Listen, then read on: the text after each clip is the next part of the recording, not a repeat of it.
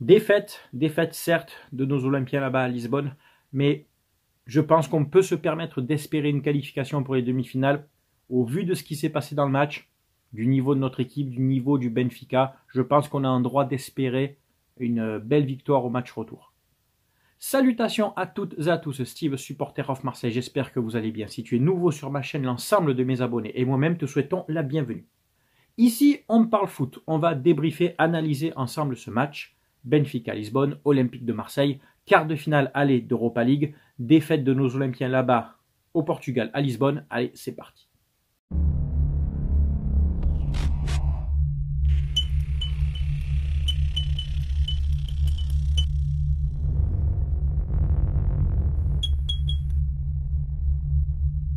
Tout d'abord, quelques petits messages privés à faire passer. On félicite nos supporters qui ont finalement pu faire le déplacement. Au début, ils pouvaient, puis après, ils ne pouvaient plus, puis finalement, ils pouvaient. Bon, les deux clubs ont fait cause commune auprès de l'UEFA pour pouvoir autoriser le déplacement des supporters des Marseillais là-bas à Lisbonne et des Portugais donc qui viendront à Marseille dans une semaine. Ça s'est bien passé là-bas à Lisbonne. J'espère que ça se passera bien à Marseille. Il n'y a pas eu de débordement. Je crois qu'il n'y a pas eu de problème. Tant mieux, hein, c'est ce qu'on souhaitait.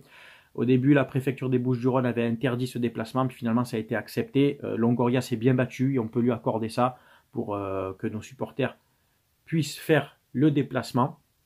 Donc voilà, je suis très content de cette nouvelle. Pour ceux qui me demandent, donc vous pouvez me retrouver sur Twitter. Ça fait quelques jours, quelques semaines que je suis revenu sur Twitter. Je te mets mon blaze ici. Supporter of Mars, hein.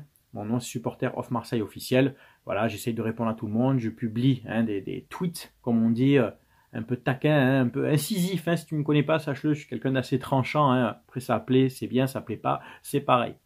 Alors, ce match, je te mets la compo tout de suite ici que nous a proposé Jean-Louis Gasset, Paolo Lopez dans les buts, Quentin Merlin à gauche, Chancel Mbemba en sorte de latéral droit et aussi défenseur central. Hein, il jouait un peu, il essaie de cumuler les deux fonctions, hein, malgré qu'il y avait deux autres défenseurs centraux, mais il a pas mal permuté. Balerdi, Gigot dans l'axe, Kondogbia en 6, Verretou, Harit, un cran plus haut pour l'animation, Luis Enrique, piston droit, arrière droit, enfin ailier droit, Aubameyang, offensif gauche, et Mumbagna devant. Bon, les 10 premières minutes, les équipes se jaugent. Ça se livre pas réellement, hein. Bataille du milieu de terrain, on arrive à gagner des duels. D'ailleurs, on a gagné sur l'ensemble du match 75% des duels aériens. 3 duels aériens sur 4. Malgré ça, c'est paradoxal, sur les corners, on n'a pas été dangereux, malheureusement. Pourtant, ils ont été bien tirés.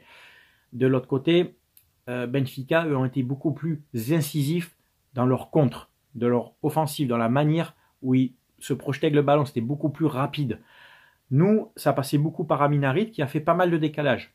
Il a su, par des contrôles orientés, par des gris-gris, se sortir entre 2-3 joueurs, à chaque fois de créer le décalage. Seulement, Amin Harit, c'est toujours le même problème. Attends, tiens, voilà. Hop, tiens, Amin, ça, c'est pour toi. C'est un ballon, tu le prends, hein, tu sais quoi, et c'est pour toi tout seul. Voilà. Tu gardes le ballon et tu joues tout seul. Voilà.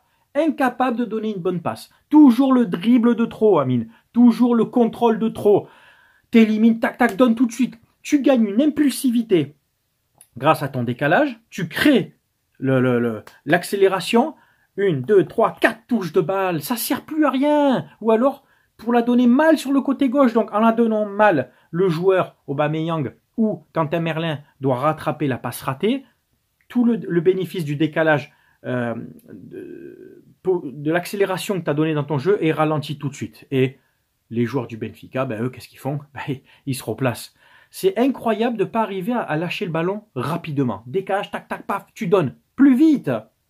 Et tu mets l'équipe en face, en difficulté, en stress. Tu dis, oh, ça va vite, on s'est fait décaler, vite le ballon, d'un coup il est là, il repart là-bas. C'est de la tactique tout ça. Ça, tu vois, c'est l'aspect vraiment tactique du football. C'est comment tu te comportes sur le terrain. C'est bien beau d'éliminer un joueur, deux joueurs, après tu chipotes, tu tergiverses. Voilà. Payet, c'est pas ça. Payet, c'est éliminé, boum, une passe tout de suite. Et ça mettait l'équipe en face en difficulté. Voilà. Ce qu'a su faire, nous, on l'a constaté, le Benfica. Di Maria, un dribble, il la donne, tu vois. Silva se projetait très vite vers l'avant. Nous, en fait, on a ce truc, on dirait qu'on a peur de donner le ballon vers l'avant. On se retrouve dans les 40 mètres, 30 mètres du Benfica. hop, on arrive à 2-3 passes à conserver le ballon, à sauter, à casser une ligne. Mais non, on revient au milieu, on revient en arrière. La peur de faire mal. Le plus flagrant dans ce match, c'était Luis Enrique. Il s'est battu, il n'y a pas de problème. Luis Enrique a joué tout le match. Il s'est bien battu, mais par contre, quelle maladresse. Et surtout, des fois, manque de niaque. Luis Enrique, envoie un peu, envoie-toi, donne-toi un peu. N'aie pas peur. Tu veux tellement bien faire que tu fais mal.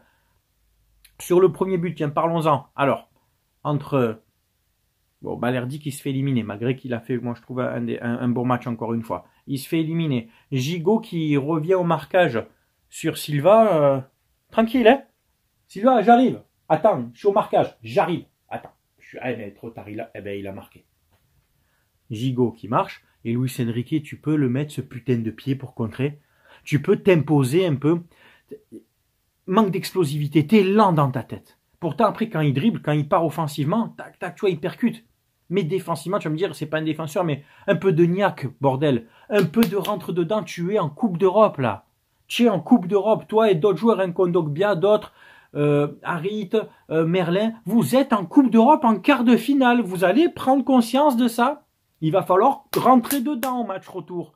S'imposer dans les duels. Surtout dans des duels comme ça, dans ta surface ou aux 25 derniers mètres.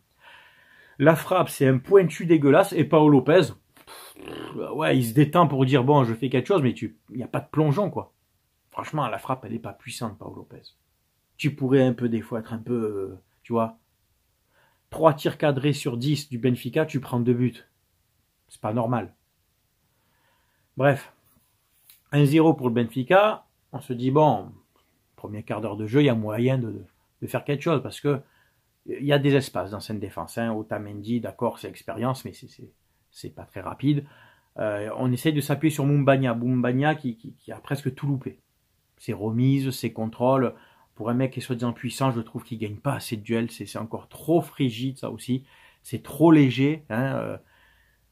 Rendez-moi Milik, tu vois. Enfin, ça manque d'impact, quoi, les gars. Vous êtes en Coupe d'Europe.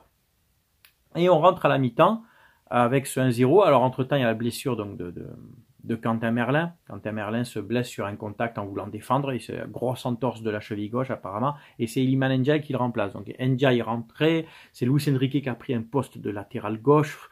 Veretout, ça, c'est du bricolage. Hein. Je t'avoue, là, c'est du bricolage complet. Bon, 53e minute à peu près. Il y a un autre changement. Unai remplace Moumbagna qui était vraiment transparent. Voilà, touchait peu de ballons, il n'arrivait pas à les donner correctement à Aubameyang. Aubameyang, c'est le seul qui apportait réellement le danger dans les 20 derniers mètres, qui pouvait vraiment être influent dans le jeu, tu vois. Bon, Unai rentre, ça apporte un peu plus de densité dans le milieu de terrain. Et un peu plus tard, Soglo est rentré à la place de Mbemba, qui était revenu de blessure, qui est sorti sûrement pour être préservé. J'ai bien aimé la rentrée de Soglo, qui a apporté beaucoup d'impact, beaucoup de vitesse, de percussion, de dynamisme vif, hein, tu vois. Même s'il est jeune, qu'il n'a pas gagné forcément tous ses duels, mais il a apporté offensivement et défensivement, il s'est battu comme un beau diable, tu vois. Donc on peut féliciter sa rentrée. Il y a ce deuxième but. Entre-temps, il y a eu ce deuxième but de Benfica. Donc là, c'était dur. À 2-0, je t'avoue que j'étais pas bien. Ça part sur le côté droit. Dans la surface, Balerdi est au contact, mais centre en retrait. Di Maria seul. Petite frappe du pied droit, je crois, ou du pied gauche, bref. C'est dévié par Gigot. Alors ça, pas de chance pour nous, hein. Poteau rentrant, tu vois. Alors, est-ce que s'il la dévie pas, Paolo Lopez est sur la frappe? J'ai l'impression, parce que il a dévié vraiment. Au début, elle était axée, la frappe de Di Maria. Et Gigot, encore une fois, ça manque En plus, la manière dont il défausse Gigot en reculant comme ça. Tu sais, cette position que j'aime pas, c'est avancer en regardant vers l'arrière. Ça va pas du tout. Soit face au jeu, soit 3/4 de corps, tu vois. Enfin, déjà, regarde où est Di Maria. Enfin, Gigot sur ce match, encore une fois, c'est le Spartiate en mousse, quoi. Ah, c'est Ephialtes. C'est toujours lui, tu sais, c'est Ephialtes. Léonidas, emmène-moi avec toi, putain de merde. Mais tu es bidon, Ephialtes. Donc 2-0, on a fait donc 3 changements et il y a cette passe en profondeur de Unai pour Aubameyang. Intervention ratée du défenseur, je crois que c'est Silva, hein, un peu trop léger. Aubameyang gagne le contact pied contre pied, il part face au gardien. un peu excentré côté gauche, on s'est encore dit, putain, il a encore tenté son piqué. Non, là, non, enfin, il a mis cet enroulé que je réclame depuis très longtemps, qu'il n'a pas su mettre, je crois, contre Lille, qu'il n'a pas su mettre contre d'autres équipes, c'était contre Nice, etc. Là, il l'a mis. Et on revient à 2-1 à la 67e. Il reste quasiment une demi-heure de jeu avec les arrêts de jeu. Tu te dis, 2-1, on commençait à gagner encore plus de duels, on mettait le pied sur le ballon, Benfica était dans le dur. Je te dis, allez, il y a moyen d'aller chercher ce 2-2, tu vois. Il y avait vraiment moyen quand tu as des joueurs qui sont vraiment impliqués ici. Iliman Ndiaye, du dribble, de la percussion, pas vrai, mais après beaucoup de déchets. Trop de déchets. Kondogbia, milieu de terrain, c'est trop léger. Tu n'es pas assez influent dans le milieu de terrain, Kondogbia. Je sais, franchement, tu as un gros salaire, tu arrives avec ton statut d'international, tu es éclaté, mon pote. Tu es éclaté. Pourtant, un mec comme toi qui Coupe d'Europe devrait avoir l'expérience et tirer l'équipe vers le haut, Kondogbia, ça suffit pas. Franchement, l'année prochaine, soit tu te remets très vite en question et tu prends conscience de l'ampleur que tu dois avoir dans le jeu, soit tu t'en vas, on te prête à Trabzonspor et tu dégages, quoi. Parce que, à la limite, tu m'aurais mis n'importe quel autre milieu de terrain, c'était pareil, quoi. Ah, tu vois, ça manque, hein, les Rongier au milieu de terrain. Je sais même pas si Gay aurait pas fait mieux, quoi. Kondogbia, il n'y a rien. Il est là parce qu'il faut être 11, quoi. De temps en temps, il prend un ballon, il est lourd. Voilà, c'est ça, oui, il est lourd. Voilà, il n'y a pas une vraie bonne passe qui claque, tu sais, qui casse les lignes. Veretout, lui, s'est battu comme il faut, au milieu de terrain, un moment arrière droit. Il a tiré très bien les corners. C'est pas son meilleur match, mais il s'est donné encore une fois. C'est vraiment le métronome au milieu, Veretout, et qui court énormément, tu vois, qui se dépense à fond, qui ne triche pas, quoi. Kondogbia, si t'es vraiment à fond, si t'es à ton maximum, mec, là, demande un RTT, demande un congé sans solde. Parce que franchement, c'est compliqué de te voir jouer comme ça. Tu fais presque de la peine, mon pote. Plus rien jusqu'à la fin du match. Une dernière frappe de Unai cadrée. Malheureusement, trop sur le gardien. Donc, nous, c'est 12 tirs. 2 cadrés seulement. C'est trop peu. Mais on a fait jeu égal. En deuxième mi-temps, on a été meilleur que Benfica. Donc, au vu de ce qui s'est passé, perdre 2-1 là-bas, alors je vais pas dire que c'est encourageant, les défaites encourageantes, c'est jamais encourageant, mais on n'a pas pris une rouge, tu vois, 3-4-0, où tu te dis ça va être compliqué autour. Non, 2-1. Bon, il n'y a plus la règle des buts à l'extérieur où tu pouvais te permettre de gagner 1-0 chez toi, tu étais qualifié, mais dans un vélodrome bouillant qui sera archi plein dans une semaine, en plus on n'a pas de match entre temps, donc vous avez une semaine de préparation, reposer les organismes, travailler, vous pouvez le faire. Messieurs les joueurs, vous pouvez le faire. Vous pouvez aller la chercher cette qualification en demi-finale, c'est largement à votre portée, chez vous à domicile, avec le poids des supporters derrière vous. Il y aura moyen de faire quelque chose. Il faudra prendre cette équipe du Benfica très vite à la gorge, au match retour, au bout de 20 minutes de jeu, il faudra vraiment les étouffer et planter un but très rapidement, et continuer. Il faudra leur mettre la pression de manière à pas aller jusqu'aux prolongations, tu vois, gagner ce match avant, mener 1-0 très rapidement, les faire douter, mener 2-0 avant la mi-temps. Il faut se dire, voilà les gars, pour anticiper une éventuelle prolongation, et avec la fatigue, etc., et les jambes qui tremblent, le stress, attention, on peut se faire éliminer à tout moment, rentrer à la mi-temps à 2-0. Voilà, il faut vous mettre dans les têtes, les gars, gagner ce match à la mi-temps. Dites-vous, on n'a qu'une mi-temps pour le gagner. Donnez-vous 45 minutes à fond. Après, ça sera à Benfica de faire le jeu pour revenir. Et là, tu peux te permettre de faire tourner le ballon, de prendre en contre, etc. Tu vois, sans être trop attentiste non plus, mais il va pas falloir attendre longtemps pour marquer un but. Plus tu tardes à marquer un but, plus tu doutes et l'équipe en face prend confiance, prend l'ascendant psychologique et sur un contre ou deux, après, tu suffit de te mettre un but et c'est mort. Après, il faut que tu en mettes 2 rapidement, tu stresses, la tension monte entre les joueurs, etc. Tu vois tout ça, des matchs comme ça, j'en ai vécu des centaines. Je te garantis que je commence par expérience à connaître le scénario. Marquer très rapidement, l'appui du public, les étouffer et rentrer dans les contacts, les gars. Rentrer dans les contacts, le regard méchant. Arrêtez le copinage, arrêtez les... Ça suffit là, tu es en Coupe d'Europe. Rentrez dedans. Voilà. Il n'y a rien à perdre en fait. Dans cette saison qui est dégueulasse, vous n'avez rien à perdre à part d'aller chercher une qualification en demi-finale de Coupe d'Europe et ça fera, franchement, ça atténuera un petit peu cette saison et puis après, pourquoi pas demi-finale, tu sais, après, t'es plus qu'à 2 matchs d'une finale, hein, comme on dit. Après, tout est possible. Tout est possible. Allez chercher cette qualification. On est avec vous là. On est derrière vous. Vous pouvez le faire. Voilà. Écoutez, c'est tout pour ce débrief. J'espère qu'il vous a plu. C'est bien entendu à toi de commenter, de donner ton avis, que tu sois supporter de l'OM, du Benfica ou d'une autre équipe. Tu le sais que moi, on respecte les avis de chacun. Si bien entendu ton avis est respectueux en commentaire. Sinon, en général, tu sautes ou je te réponds virulemment. Vous êtes plus de 24. 24 à avoir adhéré à la chaîne au niveau 2, donc au niveau ultra, à 3,99 €. Pour ceux qui ne le savent pas encore, cette adhésion t'ouvre plusieurs droits et privilèges. Il va y avoir des vidéos supplémentaires pour vous, les adhérents. Et même pour les adhérents, je pense, qui sont à 1,99 € adhérents supporters, il y aura quand même quelque chose aussi.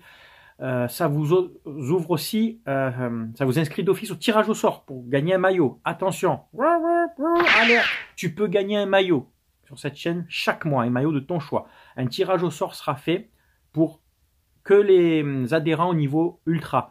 Il faut être 20 minimum. Vous êtes déjà 24. Si on arrive à 40 avant la fin du mois d'avril, il y aura 2 maillots à gagner. Parce que c'est toutes les tranches de 20 adhérents, je fais gagner un maillot en plus.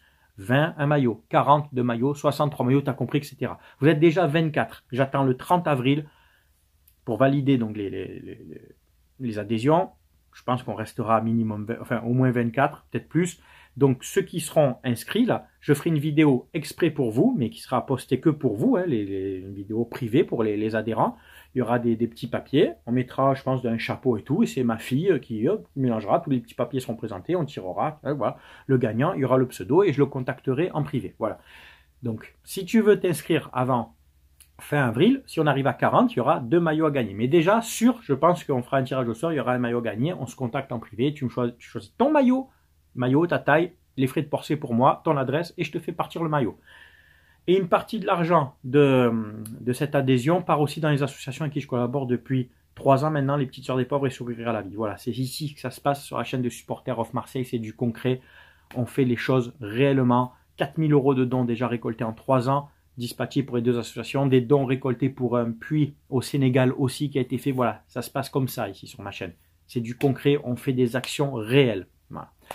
C'est tout pour cette vidéo, j'espère qu'elle t'a plu. Je vous dis à très bientôt pour une prochaine vidéo et d'ici là, jeudi prochain pour le match retour.